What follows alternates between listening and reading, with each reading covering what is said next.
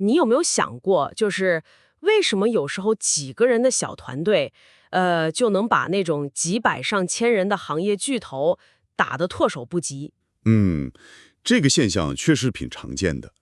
想想看，早期的像抖音，对吧？那时候腾讯、微视团队可比他们大多了。那最后呢？最后抖音赢了，还有拼多多也是在阿里、京东眼皮子底下，就靠那个拼团模式杀出来了。是的，其实啊，这背后不是偶然。你看 Facebook、微软、Airbnb 这些现在的大佬，最早也都是小团队。他们赢，我觉得靠的不是人多，而是精准打击。精准打击，怎么说？就是说，找到了最关键的那几类人，形成了一个高效的能力闭环。小团队的核心优势，一个是反应快，一个是够专注，像猎豹对大象，对吧？这个比喻形象。但这些优势得有特定的人才能发挥出来。没错，那今天咱们就来深入挖一挖，一个小团队要想颠覆市场，到底需要哪5类关键人物？他们都扮演什么角色？好啊，咱们就从第一类，我称之为团队的眼睛和大脑，分析师开始聊起。分析师是不是就是大家印象里那种天天对着数据做报表的？不完全是。当然，数据是他们的工具，但关键不是算数据，而是通过数据去找真相。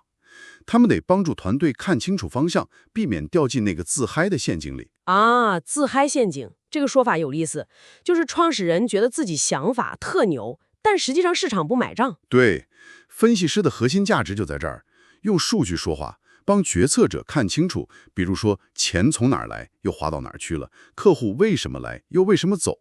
搞明白这些，才能知道现在该干嘛，未来该往哪儿走。我记得 Airbnb 早期有个故事，好像是创始人 Brian Chesky 自己就充当了分析师的角色。是的，他发现早期房源照片太模糊，严重影响订单。这不是靠感觉猜的，而是通过数据对比。哦，怎么对比的？他们发现呢，那些照片清晰的房源，订单量是照片模糊房源的差不多2.5倍。这就很说明问题了。关键可能不是价格，而是图片质量。然后他们就亲自去纽约帮房东派高清照片。对，结果怎么样？订单量增长了3倍。你看，这就是基于数据找真相，然后采取行动的价值。我听说过一个做母婴产品的初创公司，创始人就觉得自家产品特别好，特别棒。很多创始人都这样。然后呢，砸了100万去做推广，结果只卖了20万的货，亏惨了。后来找人一分析，才发现广告投错人群了。投错了？怎么个错法？他们的产品其实适合0到1岁的宝宝，结果广告呢，主要投给了有3到6岁宝宝的家长。你说这钱是不是白烧了？哇，这真是太可惜了。所以分析师真的很关键。那具体来说，分析师要做好哪些事儿呢？我觉得至少有3项关键任务。第一，必须算清楚钱的账。钱的账就是收入和成本。对，但不能只看总数。比如收入，不能只看1个月卖了100万就觉得挺好，得看结构。结构？这100万里，老客户复购贡献了多少？新客户购买占了多少？是大订单多还是小订单多？你想想，如果80% 都是新客户贡献的，那是不是说明用户粘性可能很差？这种增长能持续吗？有道理。那成本呢？成本也不能只看总成本，关键要看单位成本。比如说，你卖儿童绘本，1本卖50块，各种可变成本加起来30块，毛利是20块。但你获取一个购买客户的成本，就是所谓的 CAC， 要50块钱，那你算算，这个客户得买几本你才能回本？50块的获客成本，1本毛利20，那得卖，至少卖3本才能覆盖掉获客成本，开始赚钱。对，你看这么一算就很清楚了。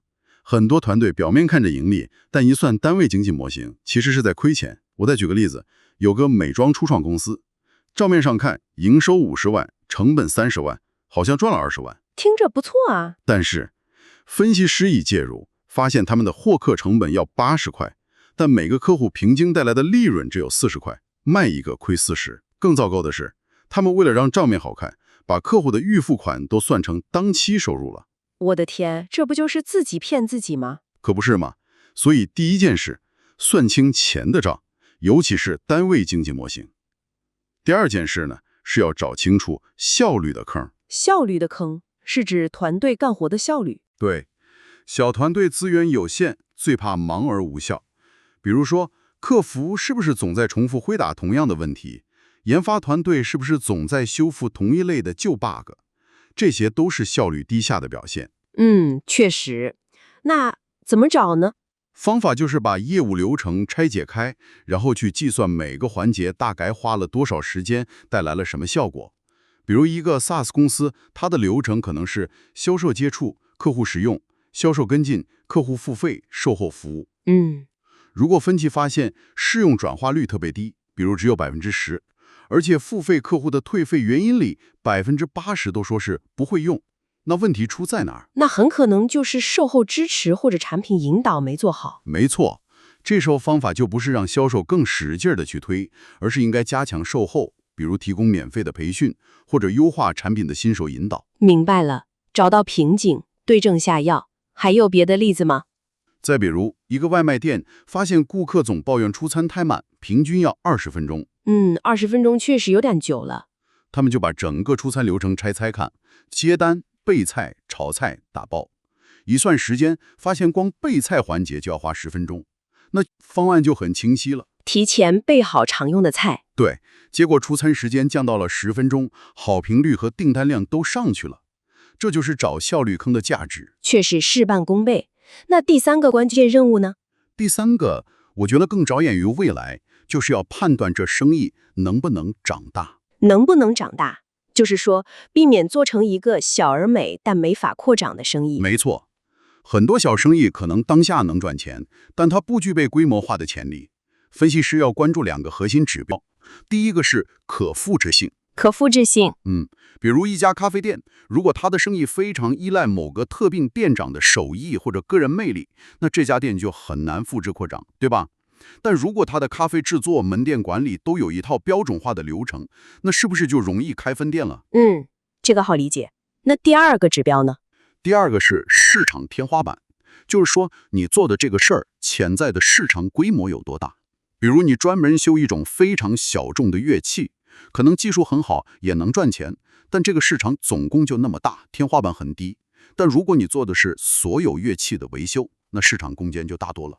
那像 Airbnb， 他们早期是怎么判断的？他们判断短租这个生意模式是可以标准化的，可以在全球复制。同时呢，全球旅客的住宿需求是个巨大的市场，天花板非常高。后来的发展也验证了他们的判断。明白了，可复制性决定了能不能扩张，市场天花板决定了能走多远。那早期团队可能没钱请专业的分析师，怎么办呢？创始人自己就得先顶上。早期业务相对简单，可以先盯住几个最核心的数据：收入结构怎么样，单位成本和获客成本多少，用户留存率如何。把这些基本的数据看懂，就能避免犯大的方向性错误。先自己学着看。对，等到业务复杂了，需要更专业的分析了，再考虑招人。而且招人的时候一定记住，要找那种懂业务、能给方案的分析师，而不是只会拉数据的报表工。比如你做电商的，最好就找有电商分析经验的人。很有道理。总的来说，分析师就像小团队的保命符，确保方向对，能赚钱，还能长大。可以这么说，它是涨多和踩刹车的。好，方向看清楚了，账算明白了，接下来就得有人保证日常的运作别出乱子，对吧？这是我们要聊的第二类关键人物——运营者。很多人是不是觉得运营就是打杂的？这绝对是个普遍的误解。运营者可不是打杂的，他们是业务的稳压器，是整个团队顺畅运转的润滑剂。稳压器和润滑器怎么理解？你想啊，一个小团队，尤其是快速发展的时候，很容易陷入混乱。运营者的核心价值就是把这种日常的混乱理顺，建立起流程和秩序，让业务能够稳定地跑起来，而不是3天打鱼2天晒网，或者说创始人一不管，整个摊子就散了。举个例子呢？比如美团，王兴肯定主要负责定战略、看方向，对吧？但你想想，那么多城市的地面推广怎么管理？商家怎么入驻？骑手的路线怎么优化？这些具体的执行层面的事儿，肯定需要强大的运营团队去落地。如果没有运营者把这些日常事务管好，王兴早就被淹没在琐事里了。确实，再比如一个做线上课程的小团队，也一样，创始人可能更关注课程内容设计，找老师合作，但是学员的咨询、推款怎么处理，直播课的技术调试谁来负责，学员社群谁来维护，这些保证课程能顺利交付、学员体验好的日常工作，就是运营者要干的。明白了。运营者的核心价值就是让业务实现某种程度的自动运转，而不是时时刻刻都得靠创始人推着走。对，这太重要了。所以运营者也有几个关键任务。第一个就是要把日常流程固化下来。固化流程是为了标准化吗？是的，主要目的是避免因为人员流动，尤其是早期核心人员的离开，导致业务中断或者效率骤降。你想想，如果负责客服的人突然离职了，没有任何交接文档，新来的人完全不知道之前的客户问题是怎么处理的，那不就乱套了吗？这很常见。所以要把关键的重复性的工作，比如客服处理退款的步骤、新员工入职的流程，甚至是发票怎么开，都拆解成具体的步骤，明确相应的标准，比如客服响应时间要在多少分钟内，并且把这些东西记录下来，变成大家都能看到的 SOP、标准作业程序或者共享文档。这就相当于给团队建立了一个操作手册。可以这么理解。我见过一个电商团队，就因为核心客服离职时没交接清楚流程，导致后面一段时间客户投诉量飙升，订单都掉了不少，后来赶紧补课，把流程重新梳理固化下来才稳住。确实是前车之鉴。那第二个关键任务呢？第二个是要把团队协作理顺。小团队人少，但并不意味着沟通协作就一定高效。如果信息不透明，目标不一致，或者开会效率低下，开会2小时，干活5分钟，那人再少也没用。这个痛点太真实了。那运营者能做些什么？他们可以主导建立一些高效的协作机制，比如用好协作工具，像飞书、钉钉用来及时沟通和信息同步，用 Trello、Asana 或者简单的石墨文档来做任务看板，让每个人都知道其他人在做什么，项目进展到哪一步了。用工具提高透明度。对，还有就是优化会议，比如推行每日站会，大家花个10-15分钟快速同步信息和困难，或者每周开一次复盘会，专门解决跨部门协作的问题。总之，要让沟通更聚焦、更有效率。据说 Zoom 早期团队就是靠每日站会和任务看板，实现了非常高效的协作，才能快速响应客户需求。比如那个苹果共享功能，抢占了市场。让内部机器高效运转起来。那对外部呢？客户那边呢？这就是第3个关键任务，要把客服服务盯紧。对于小团队来说，早期的每一个客户都极其宝贵，是你的种子用户，流失一个都可能很心疼。口碑也很重要。对，所以运营者要确保客服服务的基本盘是稳的，比如要定下清晰的服务响应时间标准。像10分钟内必须回复初步咨询，还要主动去做一些客户回访，比如客户购买产品3天后，或者接受服务1周后，问问使用感受，有没有遇到什么问题。主动关怀。还要建立简单的客户档案，记录下客户的基本信息、购买记录、主要反馈等等。这些看似琐碎的事情，积累起来，不仅能提高客户满意度和忠诚度，有时候还能从中发现产品改进的线索。有例子吗？有个做企业咨询的小团队，他们的运营者就负责定期查看和整理客户的反馈邮件。有一次发现好几个客户都提到报告里的数据呈现不够直观，运营者就把这个问题反馈给咨询师，大家一起讨论改进了报告模板。后来客户满意度就明显提升了，续签率也高了不少。哇，这运营者真是起到了承得上启下的作用。没错，所以说运营者是小团队的定海神针，它保证了业务基本盘的稳定，团队内部协作的顺畅，以及外部客户服务的到位。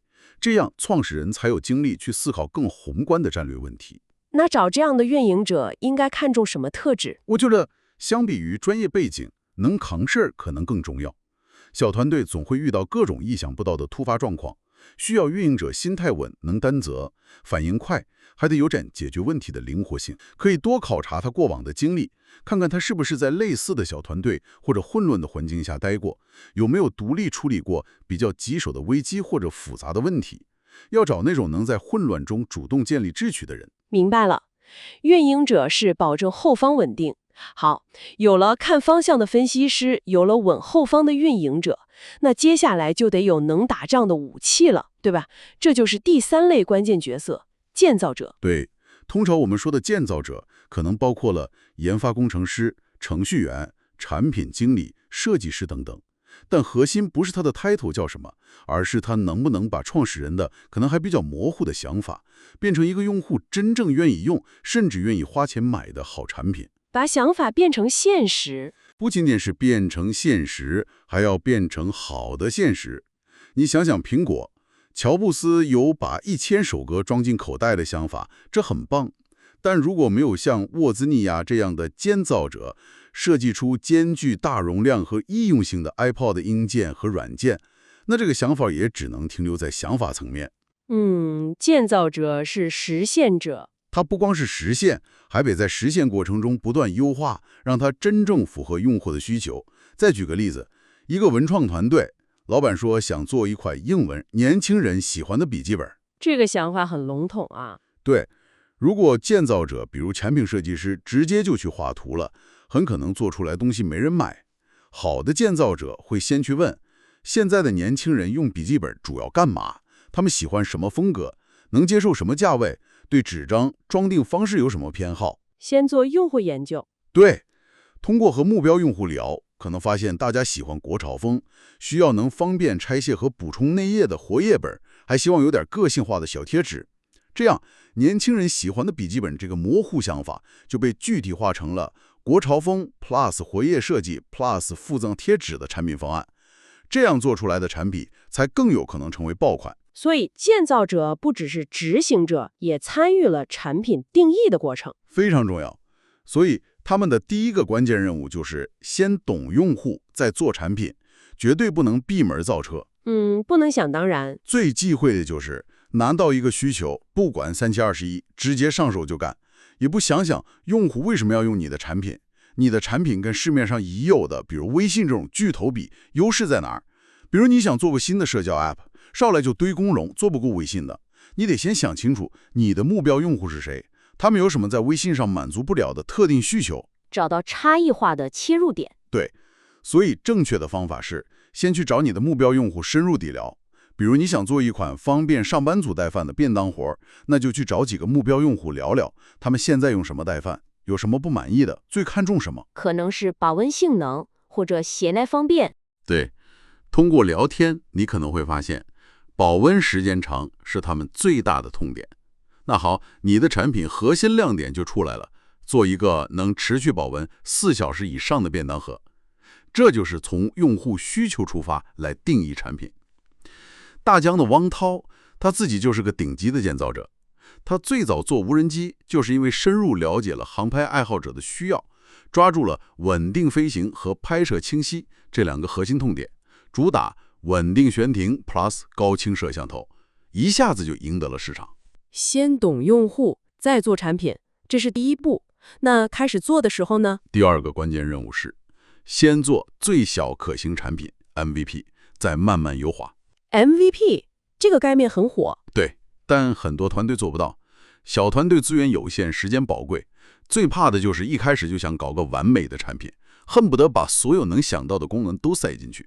比如做个 App， 既要社交又要购物还要能玩游戏，结果呢，开发周期无限拉长，等你好不容易做出来，市场机会可能都没了。追求完美反而成了绊脚石。没错，正确的做法是先聚焦核心功能。你的产品解决用户的哪个最核心的问题？先把能解决这个问题的最小功能集合做出来，也就是 MVP， 尽快推向市场，满足用户的核心需求就行。对，比如微信，最早的版本功能非常简单，就是发文字消息加好友，核心就是满足熟人间的即时通信需求。然后呢，根据用户的真实反馈，以步迭代，再加上了朋友圈、公众号、支付等等功能。先上线，再迭代。对。再比如做一个健身 App，MVP 可能就是能记录用户的运动数据，比如跑步距离、时间、卡路里。先把这个核心功能做好，让用户能用起来，然后根据用户的反馈，再逐步增加，比如视频教学课程、好友 PK 挑战、饮食记录等功能。这样做的好处是速度快、风险小、试错成本低，而且能确保你做的功能是用户真正需要的。快速验证、精准迭代，这确实是小团队的生存之道。那除了核心功能，还有什么要注意的吗？第3个关键任务，我觉得是要把细节做到极致。细节？尤其在早期，你的产品功能可能不如大公司的产品那么全面，这时候体验上的细节往往能成为你打动用户的关键。要让用户在使用你的产品时感觉特别舒服、顺手、贴心。怎么做到呢？关注哪些细节？关注用户在使用过程中的每一个触点，比如你的 App 登录能不能做到一键授权登录，而不是让用户填一堆复杂的注册信息。用户点外卖时，备注选项能不能提供一些常用选项让用户点选，而不是每次都得手动输入。你做的 Notebook 纸张能不能做到用钢笔写页不淹过，封面能不能收尾防水。这些确实都是能提升体验的小细节。对，这些细节可能看起来不起眼，但累积起来就能形成很好的用户口碑。小米手机早期能快速崛起，跟他们非常注重 MUI 系统里的各种细节体验是分不开的。比如那个充电时的呼吸灯颜色变化、按键的震动反馈等等，都让早期用户觉得很用心。用细节构建差异化，赢得用户好感。那在招募建造者的时候，是不是技术越牛越好？技术能力当然是基础，但就像我之前说的，我更看重他是否真的懂用户。一个顶尖的技术大牛，如果只活在自己的技术世界里，做出来的东西可能用户根本不买账。需要有同理心。对，要找那种能从用户角度出发思考问题的人。比如面试一个设计师，可以问问他过去是如何根据用户反馈来迭代设计的。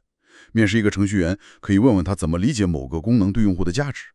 要找那些不仅能把东西做出来，还能把东西做对、做好用的人。明白了，建造者是小团队锻造核心武器的人。这个武器不仅要造出来，还得锋利好用。没错，产品就是那个1，其他市场运营都是后面的0。没有好的产品，一切都无从谈起。好，武器造好了，接下来就得有人把它卖出去，换回真金白银，让公司活下去。这就是我们说的第4类关键人物——销售员。对喽，销售员可以说是公司的造血机，没有他们，产品再好，运营再稳，没收入，公司也升不下去。不过一个好的销售员可不仅仅是能说会道、会吹牛那么简单。那核心是什么？核心我概括为找到对的人，说对的话，把需求转化为收入。他卖的不是产品本身，而是解决方案。卖解决方案这个怎么理解？举个例子，比如 Salesforce 的销售，他们去见客户，一般不直接上来就介绍我们软件有多少功能多牛逼，他们会先问，你们现在是怎么管理客户信息的？是不是还在用 Excel？ 用 Excel 是不是经常找不到信息或者忘了跟进？先挖掘客户的痛点。对，等客户抱怨一通之后，销售再说，你看我们的软件能帮你10秒钟找到任何客户的信息，还能自动提醒你什么时候该跟进哪个客户，帮你解决刚才说的那些问题。你看，他卖的不是软件功能，而是解决你管理混乱、效率低下问题的方案。明白了，先诊断问题，再开药方。没错。再比如，一个做企业培训的团队，销售去跟 HR 聊，不是先说我们的课程多好多好，而是先问您这边新人培训是不是成本挺高的？培训完效果怎么样？留存率如何？等 HR 倒完苦水，销售再说，我们的方案能让新人在7天内掌握核心上岗技能，把培训成本降低50%，而且我们还有配套的考核机制，保证效果。这样客户就更容易接受了，因为你直接回应了他的痛点。对，所以销售的核心价值就是帮助客户认识到问题，并相信你的产品或服务是解决问题的最佳方案。那具体来说，销售员要做好哪几件事儿呢？我认为也有3个关键人物。第一，也是最基础的，要找对目标客户。找对人。对，不能像无头苍蝇一样大海捞针。你得清楚你的产品最适合谁，谁有这个需求，谁有这个预算，谁能拍板做决定。比如你卖的是一套很贵的企业级软件，你跑去跟实习生推销，那不是白费力气吗？方向不对，努力白费。那怎么找对人？首先要清晰地定义你的客户画像，他们是什么行业、什么规模，目前可能面临什么问题。决策者通常是什么职位，然后要去他们可能聚集的地方找他们，比如线上的行业社群、某些平台的商家后台、线下的行业展会等等。最后用精准的方式去触达他们，比如分享一些能戳中他们痛点的内容，或者在展会上直接交流。精准定位，精准触达。举个例子，有个团队做宠物医院管理软件，他们定位就很清楚，主要面向那些面积在50到100平米，有3到5个医生，还在用纸质本子记录病历的小型宠物诊所。目标很明确。然后他们就去各种兽医行业的微信群、QQ 群，参加宠物医疗相关的展会，去找这些潜在客户。沟通的时候呢，就直接说我们的软件能帮你10秒钟找到任何一个宠物的病例，还能自动给主人发送复诊提醒，解决你手写记录麻烦、容易错误、客户流失的问题。效果就很好，很快签了好几家。这就是找对人的力量。找到人了，下一步呢？第二步，要把价值讲清楚。就像我们刚才说的，不能光说功能，要说好处。客户不关心你的车有 ABS， 他关心的是刹车更安全。他不关心你的手机 CPU 多快，他关心的是打游记不卡。把功能翻译成客户能听懂的利益。对，这个翻译过程非常重要。比如你卖跑步机，有10种预设速度功能，无论是健身小白还是跑步达人，都能找到适合自己的节奏。好处，可以连接手机 App， 功能，帮你记录每一次进步，还能跟朋友 PK， 更有动力坚持下去。好处，但心率监测功能，让你随时了解自己的运动强度，避免运动过度受伤。好处。这么一说就清晰多了。再比如卖企业考勤软件，支持手机 GPS 打卡，功能，员工上下班打卡更方便， HR 月底统计工时更省事儿，老板管理更透明。好处，能自动关联计算工资，功能，财务算薪水更快更准确，减少出错。好处。确实，要站在客户的角度说他们关心的事情。之前提到的那个儿童英语课的例子就很能说明问题。销售的话术从原来强调我们有纯正外教，课程里有很多动画片，转变为强调能让孩子真正开口说流利英语，有趣的互动让孩子爱上学英语。结果怎么样？销售提升了3倍，就是因为后者更能戳中家长关心的效果和兴趣这2个点。把价值讲透，但这过程中客户肯定还是会有各种各样的问题和疑虑吧？当然，所以第3个关键任务就是有效处理客户异议。客户说不或者犹豫是非常正常的，比如最常见的太贵了。对，这个肯定经常遇到。或者说我再考虑考虑，我回去跟老板老婆商量一下。还有我担心这个东西买了没效果。这些都是拒绝的信号？不一定，很多时候异议反而是成交的机会，说明客户在认真考虑了，只是还有一些顾虑没被打消。这时候千万不能客户一说不，销售就放弃了。那应该怎么做？有个比较通用的方法，可以概括为先共情，再解答，最后促成。先共情？对，先表示理解对方的顾虑。比如客户说太贵了，你可以说我理解，价格确实是您需要考虑的一个重要因素。先站在对方的角度，让他感觉你不是在跟他对抗。先表示理解，然后呢？然后针对性的解答他的顾虑。比如针对太贵了，你可以帮他算一笔账 ROI， 告诉他投入这些钱能在多长时间内收回成本，未来能带来多少收益，或者强调产品的独特价值，是其他便宜产品无法替代的。算投入产出比。对，如果客户说我再想想，通常是他还有些信息没搞懂，或者对效果有疑虑。你可以问问，是还有哪些方面我没介绍清楚吗？或者您主要担心哪一点呢？然后针对性的解答，或者提供一个试用版，让他体验一下，找出真正的顾虑点。那如果客户说怕没用呢？这时候给保障就比较有效。比如你可以提供一些成功案例，或者给他看一些数据，证明产品的效果。更进一步，可以提供无效退款的承诺，或者给一个免费试用期，做一次效果演示等等，来打消他的疑虑。降低他的决策风险。对，最后一步促成，就是在解答完顾虑后，可以适时的给一些小的推动，比如一个限时优惠，或者强调一下现在购买的好处，帮助客户下定决心。我记得之前那个卖外卖店营销软件的团队，他们就是用了30天无理由退款保障，加上免费试用核心功能这2招，打消了很多小店主怕花钱没效果的顾虑，成交率和后来的续费率都提高了不少。处理异议确实需要技巧和耐心。那招销售的时候，是不是口才好就行了？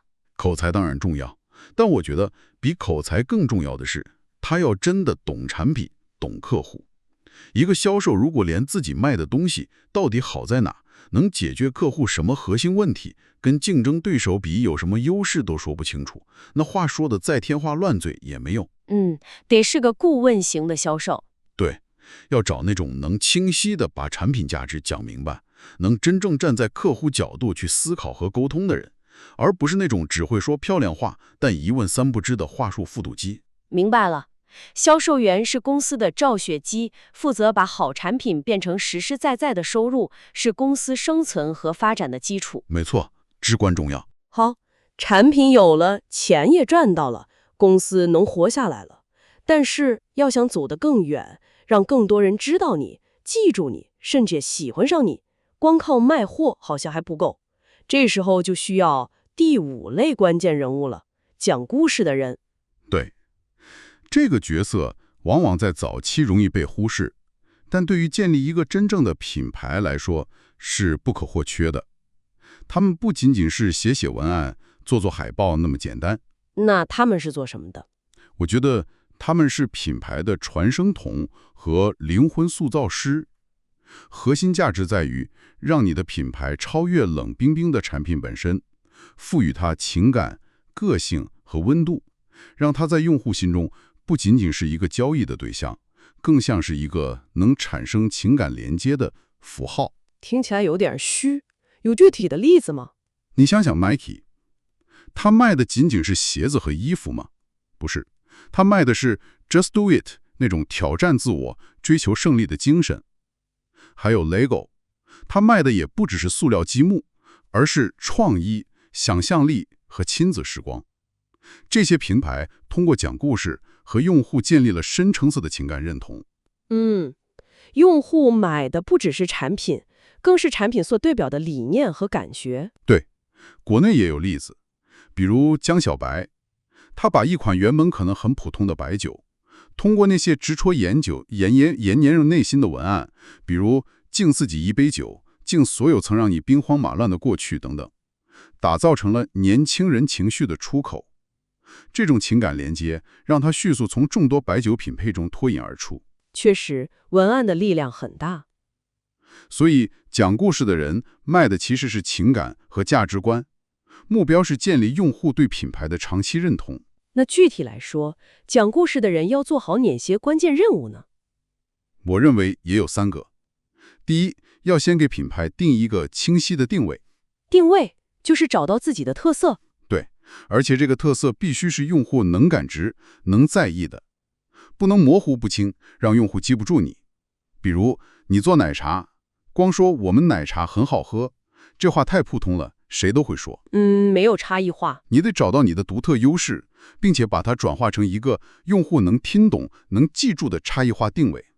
比如你的奶茶坚持用鲜奶油而不是奶精，那你就可以定位成鲜奶茶，喝着放心。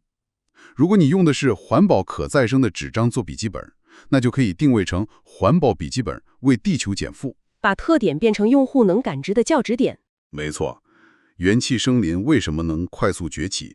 它的零糖零脂零卡这个定位就非常精准，一下子就切中了那些怕胖但又想喝饮料的年轻人的需求。定位清晰，直击痛点。再比如，一个做儿童绘本的团队，如果他们的绘本最大的特色是每一本都配套了亲子游戏，那就可以把定位确定为能玩的绘本，陪孩子快乐成长，这样就能精准吸引那些注重亲子互动、寓教于乐的家长。定位是讲好故事的基础。定好位之后呢？第2步就是要讲用户能共鸣的故事。用户能共鸣的故事怎么讲？最忌讳的是自说自话，比如总强调我们团队多不容易，我们创始人多牛逼，我们技术多领先。用户其实不太关心这些，他们关心的是，这跟我有什么关系啊？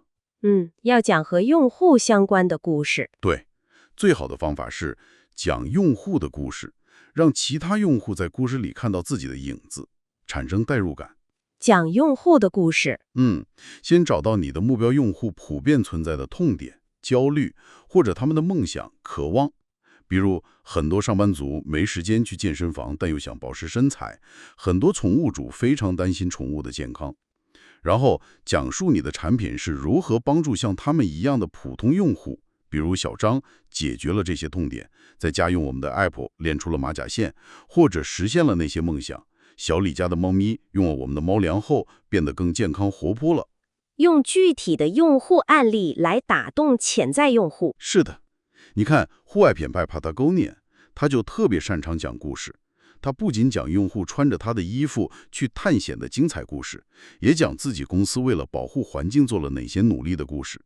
这样就把户外探险和保护环境这两个价值观深深地和品牌绑定在了一起，吸引了大量认同这些价值观的忠实用户。通过故事传递价值观，建立粉丝群体。除了讲用户说故事，还有别的讲故事的方式吗？第3个关键人物，要学会借文化趋势的力。借势，就是我们常说的蹭热点。有点类似，但要蹭得巧妙，蹭得跟你的品牌调性相关。小团队通常没有大笔的营销预算，所以要学会聪明地利用社会文化的热点和趋势，用比较小的成本来扩大品牌的影响力，跟用户建立共同话题。怎么借呢？比如结合重要的节日，像中秋节强调团圆，春节强调回家，你的产品能不能和这些主题结合，做一些情感化的营销？社会热点，比如高考季，能不能围绕加油、梦想做一些活动？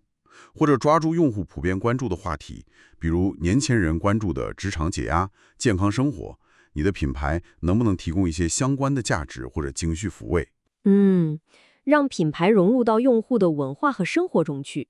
对，你看瑞幸咖啡前几年就很会借国潮的趋势，推出了像生椰拿铁、酱香拿铁这样的爆款，包装设计也很有风格，一下子就塑造了年轻时尚的品牌形象，助力了它的快速扩张。还有现在很多国风首饰品牌也是借着汉服热的东风。没错，他们结合汉服的流行，推出配套的首饰，再利用抖音、小红书这些平台做内容营销，讲一些和传统文化相关的故事，就很容易吸引到目标用户，提升品牌知名度。抓住时代脉搏，和用户同频共振。那找这种讲故事的人，是不是对文笔要求特别高？文笔好当然是加分项，但我觉得比文笔本身更重要的是，他要懂用户，有网感。懂用户，有网感。对，他得能敏锐地捕捉到目标用户的情绪、兴趣点和他们使用的语言，理解他们的文化。写出来的东西不一定是文采斐然，但一定要能戳中用户的某个点，引发他们的共鸣。你可以让他试着写几篇针对你目标用户的文案或者社交媒体帖子，看他是自说自话，还是能真正站在用户的角度说话，一下子就能看出来。要能说到用户心坎里去。对，一个好的讲故事的人，能让你的品牌从一个冷冰冰的商品，变成一个有温度、有态度、值得用户信赖和追随的朋友。明白了，讲故事的人是品牌的传声筒和形象大使，负责建立情感连结和长期认同。好，这5类核心人物，分析师、运营者、建造者、销售员、讲故事的人，我们都聊到了。感觉这5个人凑齐了，团队就能起飞了吗？差不多是这样一个核心班底。但这5类人之外，在某些特定的关键时刻，可能还需要一个特殊的角色，我称之为重大雇佣。重大雇佣听起来就很厉害，这是指什么？它指的是当团队发展遇到了一个靠现有内部力量很难突破的天花板时，有针对性的从外部引入一个能够带来破局能力的关键人才。这个人不一定是高管，但一定是在某个领域有非常深厚的经验和资源，能帮助团队迈过那个坎儿。就像打游戏到了某个关卡过不去，请了个高手外援。这个比喻挺形象的，但不是随便遇到点困难就去请外援，而是要判断清楚是不是真的到了必须引入重大雇佣的阶段。那怎么判断呢？什么时候需要考虑进行重大雇佣？通常有这么3个比较明显的信号。第一个信号是，原有的团队在某个核心能力上确实不够用了。比如，你想做一款真正基于 AI 算法的创新产品，但团队里没有人是顶尖的算法专家，现有成员学也来不及，这时候可能就需要从外面引入一个 AI 大牛。核心能力缺失。第二个信号是，业务增长遇到了非常明显的瓶颈，而且尝试了各种内部的方法，比如优化流程、调整策略，但效果都不明显，增长就是停滞了。比如一个电商团队，营收一直卡在100万月上不去，可能就需要引入一个真正操盘过更大体量电商业务的高手来破局。增长停滞，内部乏力。第3个信号是，公司决定要进入一个全新的领域或者市场，而现有团队对这个新领域完全缺乏经验、知识和资源。比如一个国内做得不错的公司，决定要拓展东南亚市场，那很可能就需要引入一个真正懂当地市场、有人脉、有落地经验的本地专家。开拓新战场需要向导。历史上有没有这样的例子？太多了。比如苹果当年为了彻底改造零售店体验，提升品牌形象和销售额，就从 Burberry 挖来了时尚零售女王 Angela Aarons。这个我知道。还有阿里巴巴早期，马云引入了有国际投行背景的蔡崇信，帮助阿里建立了规范的财务和法务体系，并主导了关键的融资，对阿里早期的生存和发展至关重要。蔡崇信确实是关键人物。近一点的，比如字节跳动做 TikTok， 要实现全球化扩张，也引入了很多在海外互联网公司有丰富经验的高管和专家，帮助 TikTok 更好地适应不同国家的市场环境和文化。这些都可以看作是战略性的重大雇佣。看来在关键节点引入关键人才，确实能起到4两拨千斤的作用。但这事儿风险应该也不小吧？毕竟成本很高，而且人来了能不能发挥作用也不好说。没错，重大雇佣是把双刃剑，用好了能加速，用不好可能拖垮团队。最常见的有2个坑，一定要避免。哪2个坑？第一个坑是只看名气和背景，不看文化匹配度。很多人觉得从大公司挖个高管来，肯定能解决问题。但大公司和创业小团队的做事方式、决策流程、企业文化差异巨大。一个在大公司呼风唤雨的高管，可能完全适应不了小团队这种资源有限、需要自己撸袖子干活、快速试错的环境。水土不服。对，所以在引入之前，一定要仔细评估这个人跟团队的文化是否契合，他是不是那种愿意放下身段、灵活应变、能跟团队一起摸爬滚打的人。有时候，文化匹配甚至比能力本身更重要。先看人，再看事儿。那第2个坑呢？第2个坑是期望太高，恨不得让他什么都管，觉得好不容易请来个大神儿，得让他把所有问题都解决了。结果呢，让他同时负责战略、产品、市场管理，精力被无限分散，反而哪个问题都解决不了，最后可能还因为达不到预期而被团队诟病。赋予的任务太多太杂。对，正确的做法应该是引入这个重大雇佣，就是为了解决当下最核心、最紧迫的那个瓶颈问题。比如就是为了解决运营效率低下的问题，那就让他集中精力，先把运营体系搭建起来，目标要聚焦，授权要清晰，把好钢用在刀刃上，让他专注解决一个核心矛盾。没错。总而言之，重大雇佣是小团队在特定发展阶段，为了实现跳级式成长而采取的一种高风险高回报的策略，需要非常谨慎的决策和执行。明白了，所以重大雇佣是关键时刻的助推器，但不是常规配置。可以这么理解。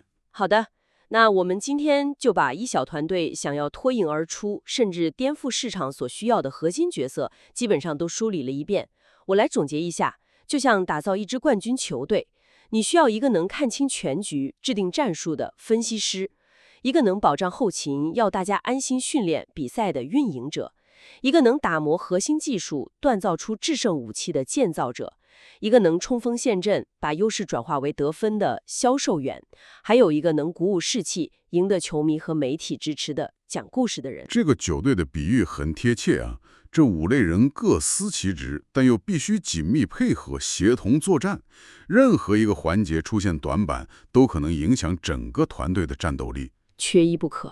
是的，所以说，小团队的力量真的不在于人多，而在于关键角色是否齐全，并且能否高效地协同起来。这可能就是很多小团队能够以小博大，实现从0到1突破的秘密武器。胜利的公式可能就是找对人，用对方法，让这5种核心能力形成合力。那么听到这里，你是不是可以拿出纸笔或者打开备忘录，对照一下你现在所在的团队，或者你正在构思的创业项目？这5个关键角色现在分别是由谁在承担？哪个角色的能力是明显的短板？下一步你觉得最迫切需要补强的是哪一块呢？同时呢，也可以思考一个更进一步的问题：这5类人，或者说这5种核心能力，主要是帮助团队完成从0到1的艰难起步。那么，当你的团队要从1走向10，甚至从10走向100，去追求更大规模的持续增长时，除了我们刚才提到的可能需要的重大雇佣之外，你觉得这个团队还需要进化出哪些新的能力组合？或者说，这5类角色的职责侧重点又会发生怎样深刻的变化呢？